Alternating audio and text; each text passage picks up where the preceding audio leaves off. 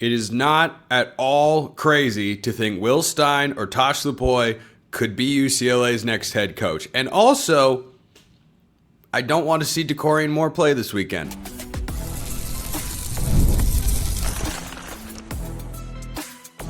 You are Locked On Ducks, your daily podcast on the Oregon Ducks. Part of the Locked On Podcast Network, your team every day. Yes, it's that time once again for Locked On Ducks. I'm your host, Spencer McLaughlin. Thank you all so much for making this your first listen or your first view every day. It's part of the Locked On Podcast Network, your team every day, and your number one source to stay up to date with the Ducks. I will talk about Dakorien Moore later on the show. I want to start with Will Stein and Tosh Lupoi, the UCLA opening with Deshaun Foster being fired. I got a question about the running backs. Again, a lot to get to on today's show, which is brought to you by our friends at Game Time. Download the Game Time app, create an account, use code LOCKEDONCollege for $20 off your first purchase. We don't know exactly, or nothing's been 100% confirmed about what Dakorien Moore injury could be. So I want to start with the coaching debate, because this was, shall we say, a popular item in my mentions yesterday, as UCLA has fired Deshaun Foster, and I have seen, curiously, both Will Stein and Tosh Lupoi's name listed as potential candidates. And I want to start with Tosh, because this is one that I don't even know how many messages yesterday, people saying, please hire Tosh, please hire Tosh. I don't want Tosh. Okay. In the past, I have not seen Tosh's name even come up that often for head coaching vacancies. You know, last year, Will Stein's name popped up. I talked about it with regards to the Stanford job. I wonder if Stanford would still consider him, but I have never seen Tosh's name tied there, probably because he's a Cal guy, and, well, obviously those two are still rivals in the ACC, as we all know. But I was thinking about this. Before you jump to the instinct of who would hire Tosh Lupoi as Oregon, or to be their head coach, coming from being Oregon's defensive coordinator, he's not a good play caller in this. Okay, even if you think that that is true, and I think that's overblown, has some validity, but largely overblown from those Oregon fans that don't want to see him be Oregon's defensive coordinator, UCLA is seeking a CEO head coach. If Tosh were hired to be UCLA's head coach, he wouldn't call plays.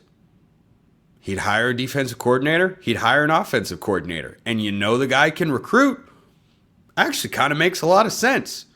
I talked over on Locked On College Football today with Zach Anderson-Yoxheimer of Locked On UCLA about what the Bruins need to look for now that their program has bottomed out following their disastrous performance at home against New Mexico last week. If you don't know, New Mexico blew them out.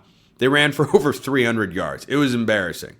It was one of the worst performances a Power 4 team has put on the field in recent memory. It was really awful. So they need a culture builder, a CEO-type head coach, and they need to raise the talent level. Deshaun Foster was making some inroads on that front, so they need a recruiter. Which of those things is Tosh Lupoi not? So just consider that. The other comment that frequently popped up when I talked to people about this via the interwebs is that Will Stein wouldn't take that job. There's no way he'd take that job. It's awful. It's a terrible job. UCLA is not the best job in the world. That is plain and obvious. To say that it's a terrible job is incorrect. That is an incorrect statement.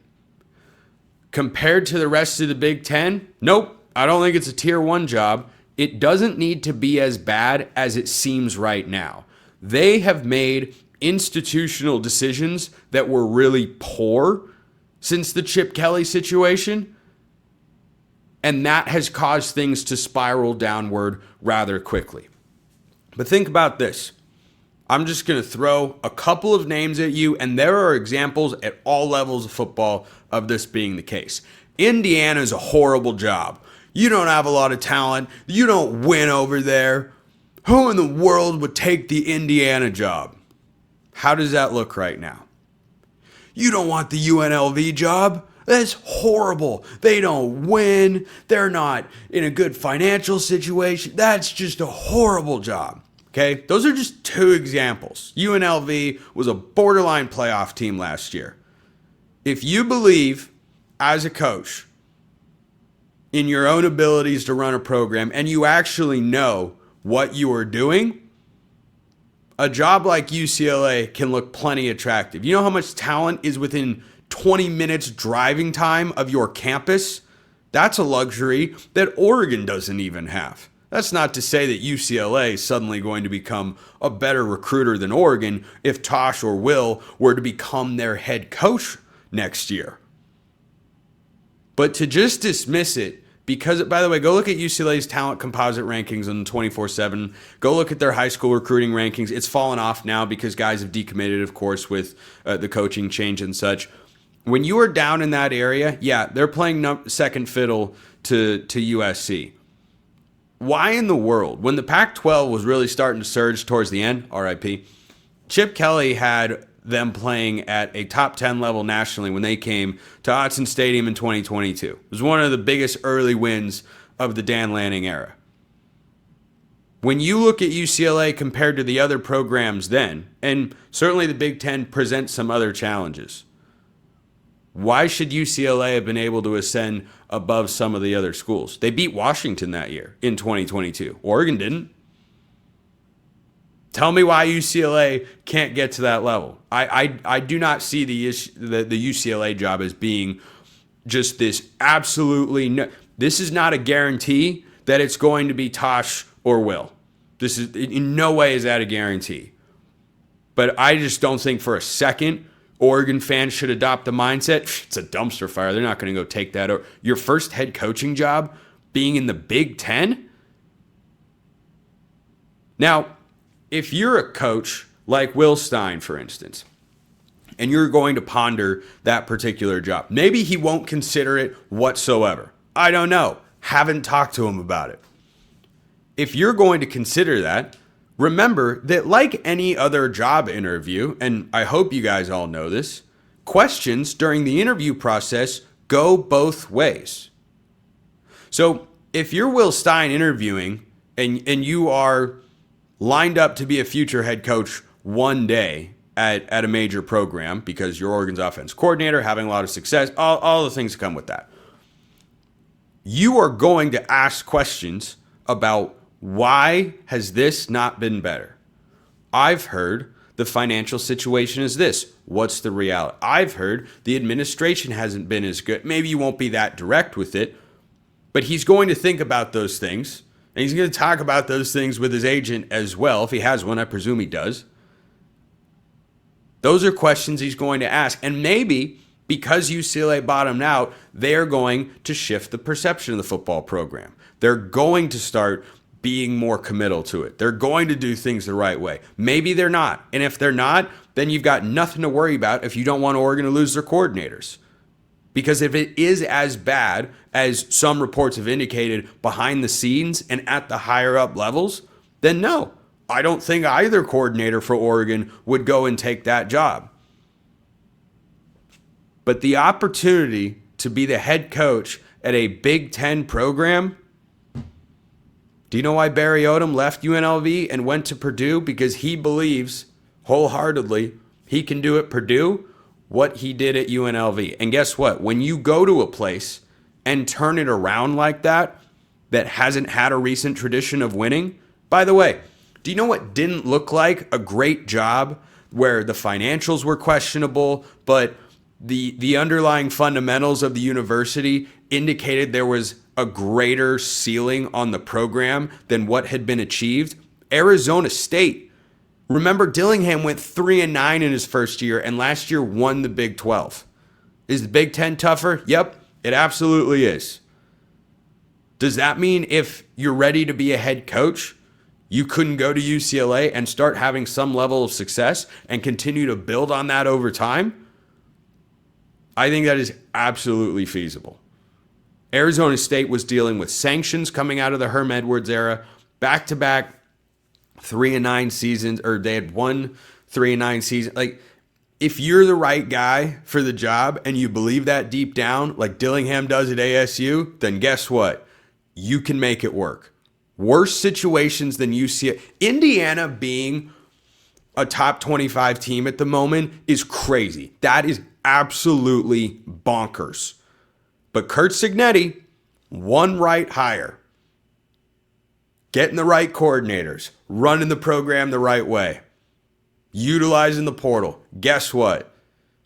He has changed everything for that football program in Bloomington. 2 years ago, that was a bottom feeder that had no brand, no reputation. It was horrible. It was terrible. Now look at them. They were just in the college football playoff. So I do not for 1 second think that if UCLA called Tosh or called Will, and I don't know how I got on a first name basis with them on this show, but if Tosh Lupoi or Will Stein were called by UCLA and they were interested, they would not hit decline on the phone and say, "I'm not going to UCLA, that's a mess." No, those guys would automatically turn down group of 5 jobs because they could get Power 4 jobs if they want to. So this is not, and again, I'll reiterate, this is not a guarantee that one of them becomes UCLA's next head coach. If they get the call, yes. If I were them, I'd absolutely consider it. I wouldn't automatically take it, but consider it, yes. Yes, absolutely. I'm sure none of you have thoughts on that, so drop them in the comments below or hit me up on Twitter. I could do like a whole other, I still have so many more thoughts on that. But we have to talk about Dakorien Moore because I don't want to see him play this weekend. First, this episode brought to you by Prize Picks, the daily fantasy app where making the right call can actually pay off. You and I make decisions every day, but on Prize Picks, being right means cashing in. With football back, Prize Picks is the simplest and fastest way to get in on the action. Just pick more or less on 2 to 6 player projections, and you can turn your takes into real prizes all in less than 60 seconds. And so, if you wanted to bet on some Oregon Ducks in the NFL, of which there are a lot, by the way. Bucky Irving was getting praise on Monday Night Football. Justin Herbert was balling out. Bo Nix had a great game, but Denver touched the center on the field goal. It was a disaster, but you know what? They're all over the place. You want to bet on them? Prize Picks is the way to do it. Download the Prize Picks app today and use code LOCKEDONCollege to get $50 in lineups after you play your first $5 lineup. That's code LOCKEDONCollege for $50 in lineups after your first $5 play. Prize Picks, it's good to be right. I really enjoyed that first segment. That was fun. Not super fun news. So I have not been able to confirm what exactly happened, how bad it is. It might not be bad, according to J-Hop. Dakorien Moore suffered an injury, and Oregon does not need him this weekend. They do need him against Penn State. The Penn State defense with Jim Knowles, you need every single weapon that you can possibly have. He might be able to give it a go. He might be able to not. I don't know. Dan Lanning and the program and injuries, do we ever get consistent information? Not really. That's just the way that it is. I don't know when or if we'll hear about it. He talked about Noah Whittington. He said, if he's ready to go, we'll see him this weekend. Yeah, just non-answers all over the place. That has been standard operating procedure. But if Dakorien Moore is, he could play this week, I don't want to see him play. I don't want to be nervous watching him go. I don't want to watch him potentially get dinged up and then be less than 100% or not be able to play at Penn State. In no way, shape, or form for this Oregon State team, who I'm going to talk about more on Thursday, tomorrow. I've got a crossover loading with Zach Sako of Locked On Nittany Lions, talk about the Penn State game right now, which we recorded before the Dakorien news came out, just so you all know. But this is an Oregon State team that is down bad. I mean, really bad right now. Last week to Texas Tech, I believe they lost 45-14. Oregon is a better team than Texas Tech.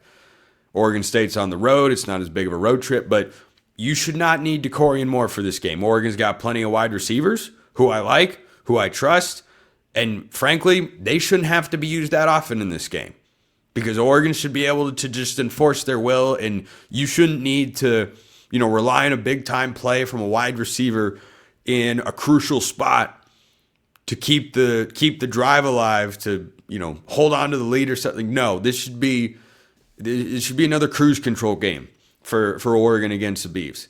So look, if the staff plays him this week, that means it is really, really nothing serious, because I just cannot imagine. Every coach is going to tell you we take it one game at a time. quotes have already come out about the rivalry game this week and how much it means to the university and a lot of fans and whatnot, and that's all good and fine. Dan Lanning knows in his heart of hearts we don't need Dakorien Moore this week. So if he plays, then maybe it is actually a good sign. Because maybe that's a sign that, yeah, this is really nothing and he's totally fine. So this is just something to keep an eye on. That's all the information that I've got right now. I'm sure more will come out as the week progresses, and Lanning will get asked about it at a press conference, and we'll evaluate what he says at the time. But, yeah, if Dakorien is not 100%, rest him this week. That's fine. We need him 100% for Penn State, way more than Oregon State. That's not even remotely the same. So, speaking of individual players, it's time for individual standouts from the Northwestern game. This is only something I can do following an Oregon game, meaning last year. This segment happened 14 times. Think about how many podcast episodes I'm putting out in a year, 3 segments on every episode. This segment can only happen 14 times last year, will happen at least 12 times, at least 13 times this year, hopefully more. But man, I've got to start with Aaron Flowers. Dude is a good football player. He is fast, decisive, plays downhill from that safety spot. I've liked what I've seen from Oregon safety so far. Aaron Flowers was Oregon's leading tackler on Saturday, and he didn't have, an interception like Jerry Mixon or a sack like Mateo and I think Bear Alexander combined with him on it, or Tatum Tuioti. I think it was Tatum and Bear had half a sack. Mateo had the full sack. But he didn't do anything like that. But I just kept watching and went, oh, made another tackle. Oh, there he is again. But there he is. Dude's flying. Redshirt freshman, had serious accolades coming out of high school, did not play in a significant way a year ago, and he looks like a player. Looks like an absolute player. In coverage, don't know if he's been fully challenged yet, but this is a guy that can play downhill, can make some tackles, did some awesome stuff. Another guy that's flying under the radar here. Again, I go beyond the obvious. Malik Benson led the team in receiving yards, and Dante Moore was great, and Jerry and Bryce had interceptions. I want to talk about Poncho.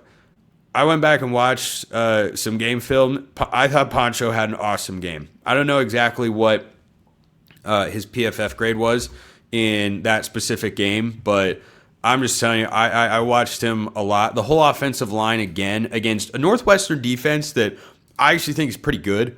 And, throughout the year, I know that they lost to Tulane. Tulane looks really good. I mean, really, really good. So I don't know that there's a ton of shame in that. They got blown out. Northwestern's not great because their offense isn't very good. But defensively, David Brown's a defensive guy. I thought their defense was impressive in a number of ways. They look pretty fast. They look pretty physical. They look pretty big. Poncho's pass grade so far this year is 87.7. His run grade is only 63.5. But, 87.7. That is an awesome pass blocking grade. I thought Poncho had an awesome game. He made a bunch of great blocks in the run game down the field. Didn't allow a pressure that I saw, and I just continue to be impressed. He's one of the best centers in college football. I don't know if we get him back next year, which is the bummer. Speaking of Jerry Mixon, by the way, he is the highest graded linebacker in all of college football, according to PFF. So that's pretty cool. Jay Harris deserves a shout out here. This Oregon running back room, going to talk about him more later on the show, just continues to showcase the depth and number of different types of bodies. That's kind of the fun part about it. Is, Jordan Davison had the touchdown, also had an awesome block. He's just so big and physical. He doesn't look like a true freshman, doesn't play like one, but he is, and it's pretty awesome. Jay Harris had a couple of really nice runs and moments in this game, and I think he'll keep getting touches. I don't know if it'll ever escalate to the point where he's a 15 to 20 per game carry guy because there are just so many other names in the room, but he looks like Najee Harris light out there. He's got enough shiftiness, he's got enough power, he's a big body size, he can be tough to bring down, good in short yardage. I thought Jay Harris on the touches that he did have did a lot of really nice things for the offense on a day where running the ball was not a particularly easy thing to do for Oregon offensively. And again, I think that needs to improve on the one hand from that particular game, especially against Oregon State. On the other hand, I was pretty impressed with Northwestern's defense. I think they're pretty well coached. I think they have some talent, particularly up front, but Oregon, of course, just a far more talented team. One thing I wanted to note while going through individual standouts here, you know what? I'm going to save that for the next segment. We'll keep it positive. Benny sent this one in. Spencer scale of agreement. Through the first 2 games, Jadon Canady, the Ole Miss transfer, has looked far more impressive than I expected. I was anticipating something like Casey Kelly, but he's made some plays. That's a nice sicko personnel pull right there. I think for me, he's been one of the biggest surprises of the season thus far. So Casey Kelly transferred to Oregon prior to the 2023 season at tight end. He was a number 3 tight end, and that's all he was. He caught a touchdown against Colorado. I think that was the only touchdown he caught with the Ducks. He was, he was fine. He didn't do anything special, but he was just kind of he was just a dude out there. And I think because he came from Ole Miss, it's easy to make that connection point in your head. But frankly, I did not have huge expectations for Jadon Canady. But right now, he's trending towards being a really good transfer developmental piece for Oregon and this staff, a la Nico Reed from Colorado, where, his prior stop, he's a starter, but he was okay. I'm with you on this one. This is a 9 on Spencer's scale of agreement because I too I didn't actually want to see him a ton on the field coming into the year because it would have meant that the young guys aren't ready, but we've seen plenty of Dalen Austin at that star position, which is where Canady's mostly playing. We've seen Sione Laulea as well. They're rotating those guys around. I think they're all playing really, really well. And like the star position is those 3 guys, and the more you watch them, I think the more impressive that they've really been. PFF agrees, by the way. Canady has only once had a grade over 70 in his career. That was back in 2022. And, a PFF grade, I don't think it's everything. I do think it is something. 70 is kind of the baseline for a good player. Like 70, okay, you're solid. 80, you're well above average. 90, you are literally one of the best in the country at your position.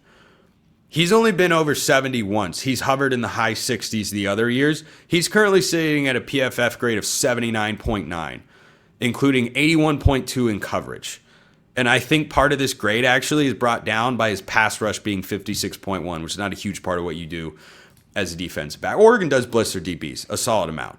So I guess he's not elite at that, but man, I'm with you. Like, he's made plays. He hasn't gotten beat. He had some penalty issues at Ole Miss. Haven't seen those pop up at all. Yeah, this is actually, you know what? He's been one of the biggest surprises of the season thus far. That's a 10. That's the second 10 I've handed out this week. I have been noticing this time and again. He was going to be, before Benny sent me this SSA, he was going to be in my individual standouts this week because he looks good. He looks fast, decisive. Technique is good. He's not getting penalized. He's a dude. He looks like a dude out there. So I love that one.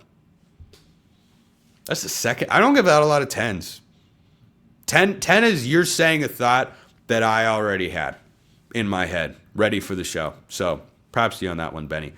I have to go in the other direction, and then we'll get back on the flow of positivity. First, this episode brought to you by Game Time. College football is back. I couldn't be more stoked. The tailgates, the rivalries like Oregon has this weekend. If you want to see all that in person, Game Time is the way to do it. You don't want to deal with endless queues, hidden fees, prices jumping at checkout. That's why you want to use Game Time, the app that gives the advantage back to fans. It's the easiest way to score last-minute tickets at the best prices with no surprise fees. What you see is what you pay. That's my favorite part about them personally, because when you can toggle on the all-in pricing feature, it's so much better, guys. It's so much better. I can't stand other ticketing apps after using Game Time. So check it out if you want to go see the Ducks play Oregon State at Autzen this Saturday. Take the guesswork out of buying college football tickets with Game Time. Download the Game Time app, create an account, use the code LOCKEDONCollege for $20 off your first purchase. Terms apply. Again, that's promo code LOCKEDONCOLLEGE for $20 off. Swipe, tap, ticket, go. Download Game Time today. So one other thing that stood out when I went back and watched the game against Northwestern, Devin Jackson did not have a good game. Now, this is a guy who has amongst the best physical traits for any position on the roster. Last year, Dan Lanning talked about him as a guy who is so fast, one of the fastest, maybe the fastest player on the team. That's what Bryce Betcher told me at Big Ten Media Days. And Lanning last year mentioned, he's a guy who is just running really fast, and we got to get him running in the right direction. Devin Jackson did not have a good game on Saturday against Northwestern. His PFF grade overall in the season is 60. That's about right. And it's not that he doesn't know how to play football. Like, he doesn't look Justin Flo levels of lost out there, but he is nowhere near his potential. Nowhere near it. He doesn't have a physical ailment. Well, he was dinged up in fall camp, but that's not what it looks like to me, is what I mean to say. Like, he doesn't look like he's playing hurt out there. He just looks like he is still kind of getting fully up to speed on how to trust his instincts, how to fill gaps correctly, how to make, good form tackles and all that sort of stuff. There were a couple of times where he was out of position, and it resulted in some of the plays that Oregon fans were annoyed at against Northwestern when they were having some success running the ball. So the optimistic look at this is if he starts to figure it out and really settle in, this Oregon defense has another gear, because he is an elite playmaker, and he's a really good blitzer. He always has been, and that's something, because he's such a physically gifted guy, he probably does better than any linebacker of Oregon's top three, of Bryce, Devin, and Jerry Mixon.